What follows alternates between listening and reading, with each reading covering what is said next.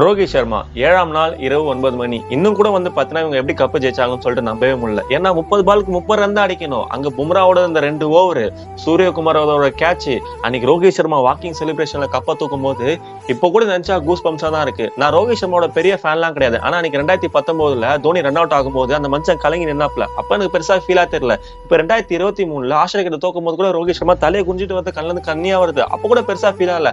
ஆனா இன்னைக்கு கப்பு ஜெயிச்சுட்டு நடந்து வரும்போது கல்ல தார தாரையா வந்து தண்ணி ஊத்துது.